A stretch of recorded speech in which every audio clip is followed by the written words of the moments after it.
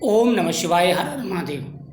HS Bhardwaj YouTube channel पर आप सभी का स्वागत है। सावन मास के महीने में मात्र एक बेलपत्र से होगी पुत्र की प्राप्ति। मात्र एक बेलपत्र आपकी पुत्र की मनोकामना पूरी करेगा। सावन मास के महीने में महादुर्लभ योग का निर्माण हो रहा है। सावन मास के महीने में कुछ ऐसे उपाय हैं जो आपको जरूर करने चाहिए। इससे पुत्र के योग बनेंगे, कारोबार अच्छा चलेगा, सोनी गोद भरेगी और भगवान शिव माता पार्वती प्रसन्न होकर के आशीर्वाद देंगी। सावन मास में माता पार्वती अखंड सौभाग्य प्राप्ति का और पुत्र प्राप्ति का आशीर्वाद देती हैं तथा भगवान भोलेनाथ हर मनोकामना पूरी करते हैं। सावन के जितने भी सोमवार आते हैं उन सभी सोमवार में पुत्र प्राप्ति के लिए व्रत रखा जाता है। अगर आप सावन सोमवार की कथा पढ़ेंगे या फिर सादा सोमवार की कथा पढ़ेंगे तो उसमें पुत्र प्राप्ति का ही वर्णन है। पुत्र प्राप्ति के लिए सोमवार का बड़ा महत्व होता है और मंगला गौरी व्रत अखंड सौभाग्य प्राप्ति के लिए व संतान प्राप्ति के लिए होता है।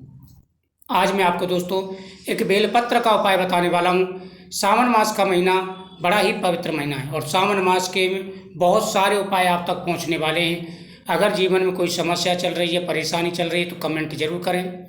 साथ ही साथ अगर कुछ पूछना है तो भी आप कमेंट करें, आपको जानकारी प्राप्त हो जाएगी। शिवलिंग पर बेलपत्र के अलावा आप ध्यान रखें, तुलसी, हल्दी, रोली ये चीज़ें और टूटे हुए चावल शिवलिंग पर नहीं चढ़ाने चाहिए। इन बातों का विशेष रूप से ध्यान रखें। काफ़ी लोग शिवलिंग पर तुलसी चढ़ा देते हैं, तुलसी नहीं चढ़ानी चाहिए, ध्यान रखना है।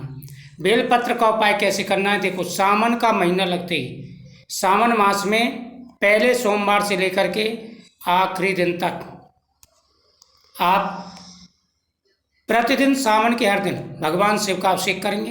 अपनी इच्छा बोल के भगवान को भस्मी चढ़ाएंगे, बेलपत्र चढ़ाएंगे और गेहूं चावल के दाने और मीठा चढ़ाएंगे।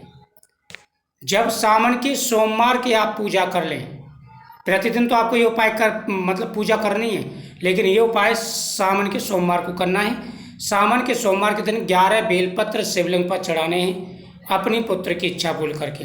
फिर आपको सावन सोमवार की कथा का श्रवण करना है, वहाँ पर चौमुखी दीपक जलाना है और उसके बाद में शिवलिंग पर चढ़ाया हुआ 2 बेलपत्र आपको ले लेने हैं और वहीं शिवलिंग के सामने खड़े होकर के पति पत्नी दोनों खा ले बेलपत्र को, पुत्र प्राप्ति की इच्छा बोल करके। शिवलिंग का चढ़ा हुआ प्रसाद नहीं खाया जाता, लेकिन पुत्र प्राप्ति के लिए बेलपत्र आप जरूर खा सकते हैं। बहुत बड़ा यह चमत्कार होता है, ये एक प्रकार से चमत्कारी उपाय है और इस उपाय के करने से आपकी मनोकामना अवश्य पूरी होगी।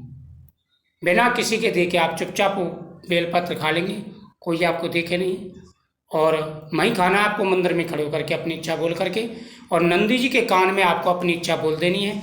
आपके जीवन में खुशियाँ आएंगी, तरक्की मिलेगी, कामयाबी आपको मिलेगी और पुत्र धन की मनोकामना आपकी पूरी होगी। ये उपाय आप करके देखना, किस्मत बदल जाएगी आपकी, भाग्य चमक जाएगा। पुत्र की प्राप्ति की डेट चाहिए या फिर पुत्र योग के बारे में जानकारी चाहिए, कमेंट कर देना, आपको व्हाट्सएप नंबर मिल जाएगा और आपको जानकारी प्राप्त हो जाएगी।